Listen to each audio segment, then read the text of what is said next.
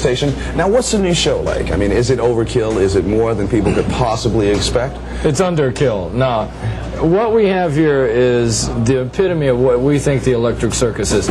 Because to understand what our meaning of the Electric Circus is, it could best be summed up by the title of this, well, the chorus of the title song when it says, "Welcome to life inside the Electric Circus. The animals are all insane, God help us." That's the band's point of view when we stand on the stage and look down at that audience, because they have a tendency to get excited. Now, the stage is a triple-layered stage, not including the actual performing level. It's 3 levels high in the back. They're animal cages. And in the cages are the amplifiers, and they're painted up like animal skins and things like that. Now, behind us, there's a tent that goes around, a regular circus tent, red and white stripe. And in the seams of that tent are lights, and you can't see the lights until this thing is turned on. And when that thing comes alive, it's, hence the expression, inside the Electric Circus. So it's a little bizarre, to say the least. Are the fans getting a little bit out of hand, or are they just... Well, that's like calling King Kong a monkey. I mean, you know, they have a good time. They enjoy themselves. Now, with this new album, well, we'll talk about more of the new album in just a moment. We're going to take a look at Blind in Texas. Is this a true story, or is it just...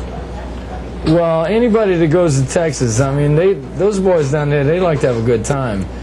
And you can't go there without appreciating the way they live down there, or what is really a way of life.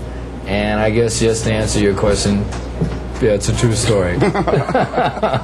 Then you're going to have to do the dirty work, introduce the video to that camera right there. It's all yours. Well, when you wake up the next day and you look down at your feet and it looks like you got 4 instead of 2, you wake up and you say, "I'm blind in Texas."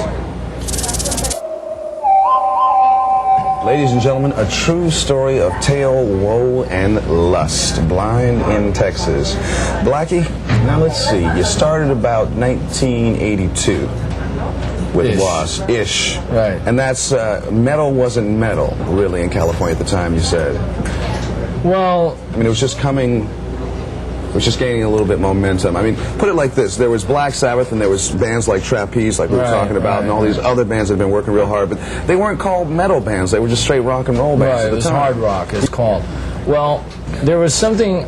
I was, for about 5 minutes, I was in a band called New York Dolls years and years ago. I'm showing my age now. But anyway, after I got out of that insane asylum and I progressed on to something else, the biggest thing I'll say about that is that being in that got me from New York to California. Now, I got in California in '75. And in '75, I met a guy named Kevin Dubrow, Frankie Bonelli, George Lynch, who is now in Dokken. All the guys are in Dokken.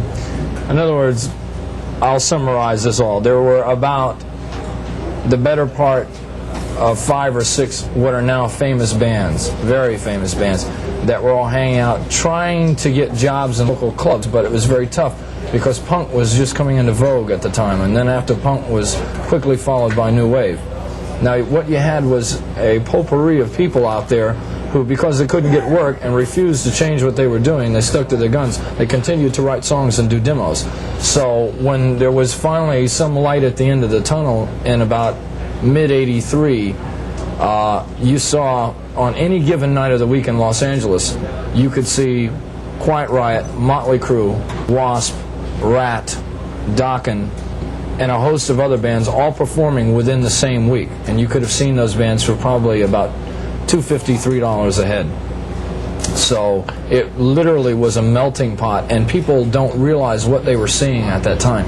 I liken that to a situation of a British invasion of '64, your San Francisco movement of '69. You look at a rock and roll encyclopedia 10 years from now, you're going to see that the '83, '84 LA scene will have its own chapter in any encyclopedia you look at after, because there has been, okay, a dozen came out of that situation, maybe there are only 4 or 5 left, but there is still some quality music that have come out of that whole scene out there. Now, where did WASP fit in? Well, even to this day, we fit in kind of a... We don't really fit in. I mean, you have your Metallicas, who are also from that area down there in Southern California, and your speed metal situations that are there, and then you have your Rats and Bon Jovis and people like that. And then you have to ask yourself, well, where does WASP really fit? Well, we really don't. We're somewhere in the middle between the two of those. That was a very conscious decision from the beginning. We knew we didn't really want to do anything like anybody else is doing. That, and on top of it, the show also lent some credence to the idea that we would also be different doing that. I mean, you know, grown men walking around with 12-inch saw blades between their legs and things like that, the backside of their trousers and stuff like that. We did have a tendency to catch people's eye.